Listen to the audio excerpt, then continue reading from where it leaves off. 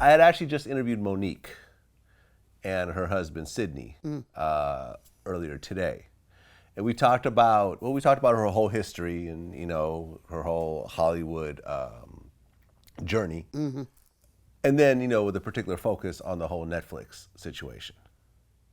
Now, you actually agree with Monique on her stance. Yeah, Okay, I do. Explain. Well, everybody has their way of going about what their calling and their mission is, right? Mm-hmm. And nobody is to say, how that is to come about. Whether you boycott Netflix or not is of no consequence to me. The fact that the dialogue about black women in Hollywood being underpaid is actually a spoken out loud dialogue, that's the important thing that has happened. The fact that anybody's even talking about it. Monique isn't doing anything that Viola Davis hasn't spoke on, or that other entertainer black women of stature have spoke on. And the fact that it is going to have to be addressed is the conversation. Whether it moves the needle or not still remains to be seen. Just because we bitch about something and bring it to the light when it comes to women doesn't mean that anything is going to change. But we are the ones that are going to have to change everything, because men have fucked up everything in every genre of everything. So we're going to have to get from being thoughts in front of the camera, get behind the camera, direct some shit, write some shit for us. These motherfuckers are not going to do it, and we know how to pay us, what our worth is. We're going to have to start to get budgets. People are going to have to believe in our worth on film. Thank you, Black Panther. And, the fact that she brought it up is she's fighting a fight. She's taking all the bricks and the arrows for me. They're talking about her and that she's crazy, but that's going to help me, which will help people, after me. Well, you're a stand-up comedian yourself. And a great one. A great one. I mean, you've done movies as well, but I feel like your bread and butter is really stand-up comedy. For now. For now. You said you wanted a Netflix special. I said I would take a Netflix special. You would take a Netflix special. I didn't say I want it. Okay. Because I don't want or need any of them. It would be the cherry on the cake, but I still got the cake. Right. If I do a Netflix special, an HBO special, a Showtime special, it's no consequence to me. If they want me, I'm ready. If they never want me, I'm cool with that too. And I say that because I came up in a time when the specials were special.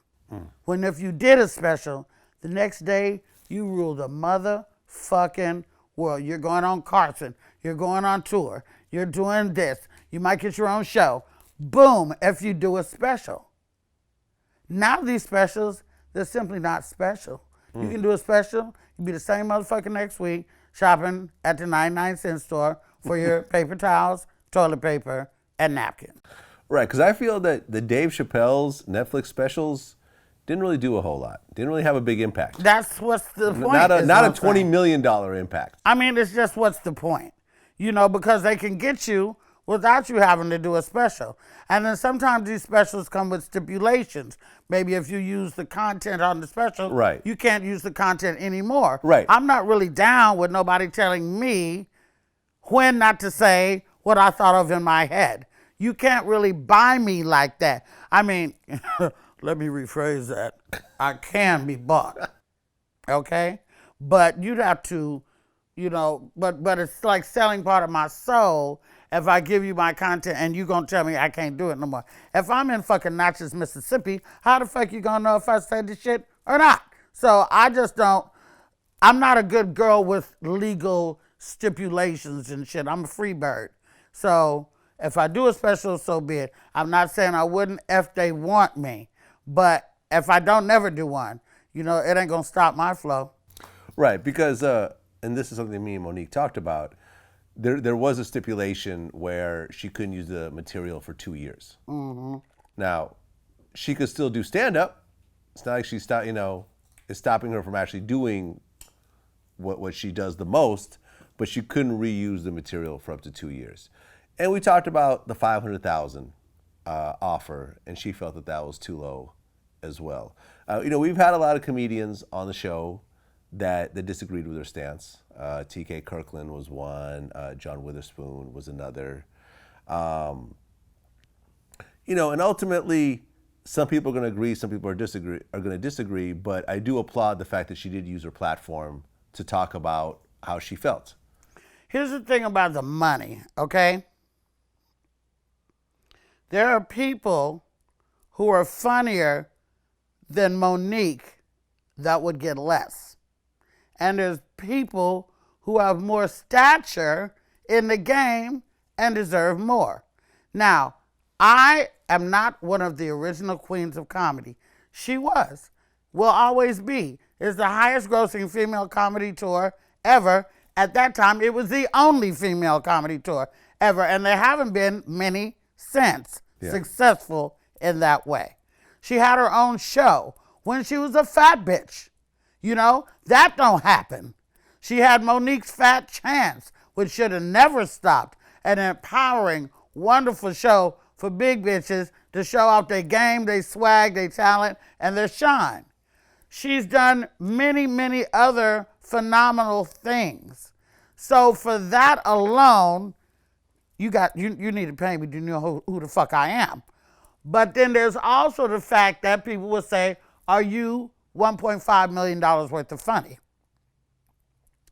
If we pay you this money, are you going to smash this shit? If they gave her that money and she didn't crush that shit, then it'd be like a whole bunch of shit, wasn't worth it, just sucks, blah, blah. Social media now can kill a motherfucker's career. So, it is what it is. Like I say, if they want to holler at me, I'm willing to sit down at the table. If they never do, I'm not going to lose no sleep about that. Right. It is what it is. You're still getting your money. You're still touring. You're still doing your movies. You're doing your thing. Yeah.